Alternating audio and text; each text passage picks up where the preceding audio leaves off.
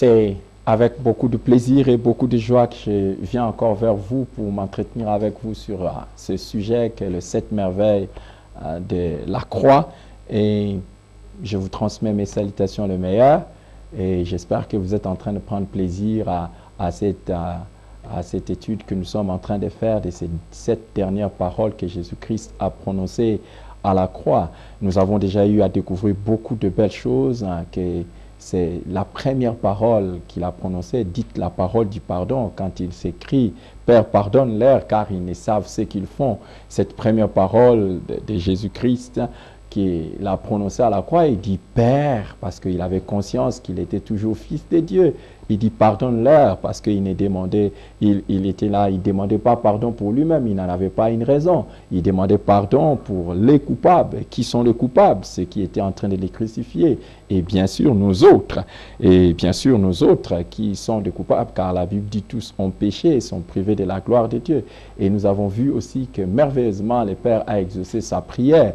Alors, mais j'aimerais que maintenant là nous puissions essayer de considérer la profondeur de cette parole, parce que au-delà de ces enseignements, au-delà des doctrines, au-delà des merveilleuses révélations que cette parole pouvait nous apporter, il y a quelque chose d'extraordinaire que nous devons considérer dans cette parole, c'est que Jésus-Christ l'a également prononcé pour nous laisser un exemple à suivre, à nous qui sommes ses disciples.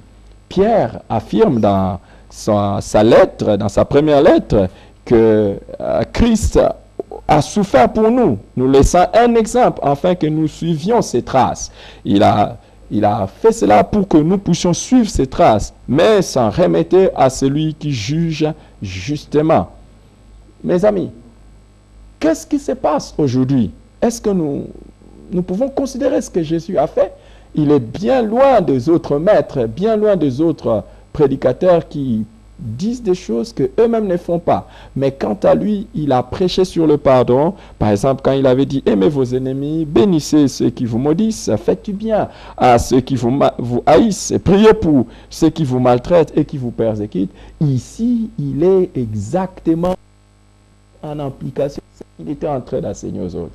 Quel défi pour chacun de nous, quel défi.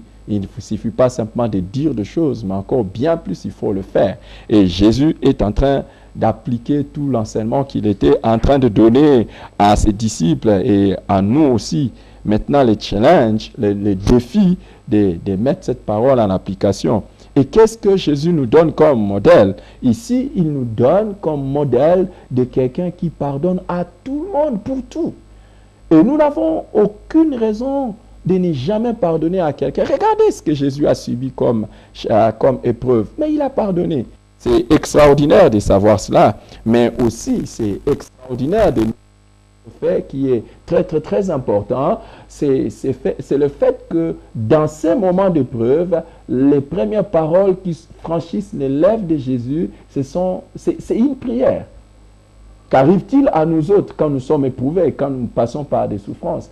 Est-ce que nous ne versons pas comme d'autres dans des plaintes, nous ne versons pas dans des murmures, nous ne versons pas dans des accusations? Pourquoi Dieu ferait-il cela? Pourquoi Dieu va-t-il faire ça? Pourquoi Dieu va-t-il permettre cette épreuve? Ou peut-être nous nous mettons à condamner ceux qui nous font du mal, ceux qui nous maltraitent. Mais Jésus, la première des choses qui sort de sa bouche, c'est bien une prière.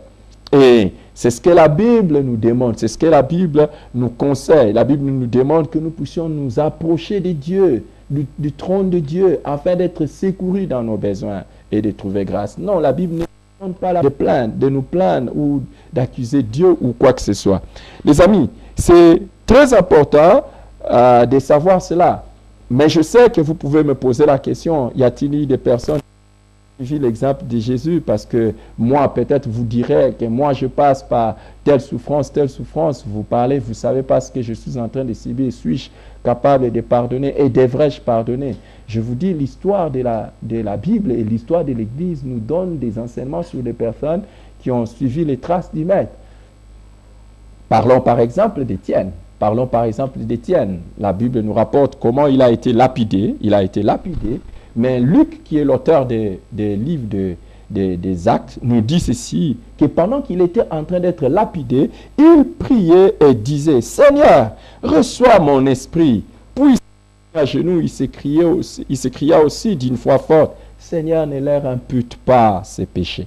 Vous voyez, une personne en train d'être lapidée, qui non seulement demande au Seigneur de prendre son esprit, mais il demande au Seigneur de ne pas imputer ses péchés à ses bourreaux. C'est tout à fait extraordinaire. L'apôtre Paul, de son côté, c'est le grand apôtre que nous connaissons, lui aussi, il a fini par dire aux chrétiens, il donnait un enseignement, par exemple, aux Éphésiens, il leur dit, soyez bons les uns envers les autres, compatissants, vous pardonnant réciproquement comme Dieu vous a pardonné en Christ.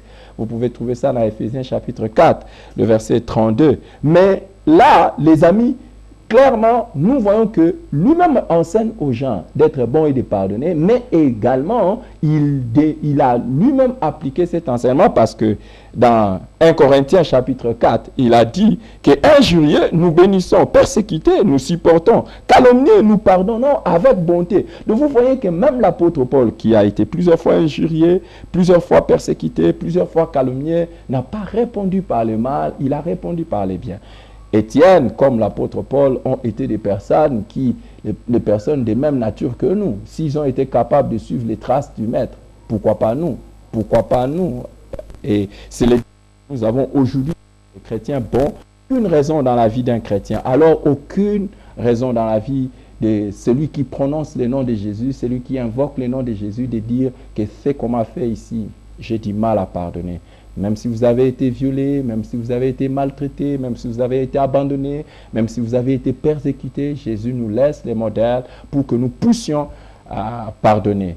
Mais je ne voudrais pas terminer la méditation de ces passages, de cette première parole, en vous disant que là, à la croix, Jésus-Christ, en prononçant comme première parole la parole du pardon, est en train de démontrer également la supériorité de la foi qu'il y a en lui, c'est-à-dire la foi chrétienne.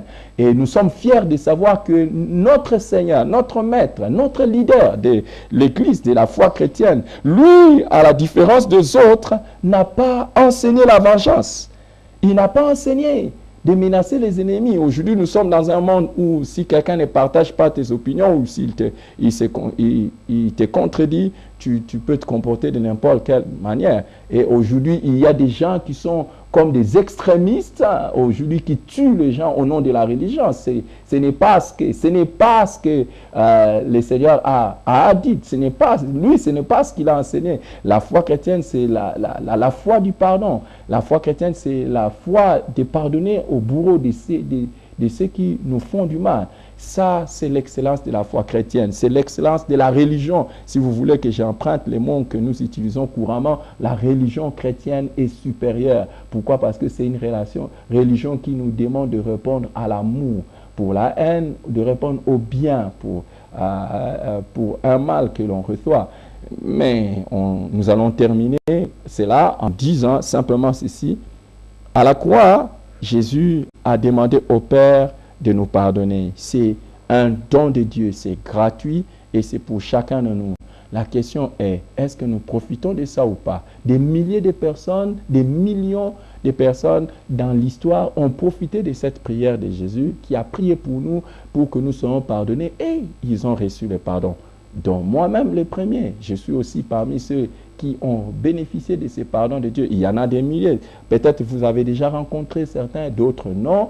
Mais sachez que si vous n'avez jamais rencontré, faites cette expérience, venez à Dieu, demandez à Dieu pardon pour vos péchés et il vous pardonnera, il vous purifiera, vous aurez la paix avec lui, vous serez justifié. Il suffit simplement de venir avec la décision de vous repentir, c'est-à-dire de reconnaître votre mal, de l'avouer devant Dieu et de l'abandonner. Et si vous le faites, Jésus-Christ va vous pardonner et vous aurez le pardon et la vie éternelle. Que Dieu vous bénisse et à la prochaine.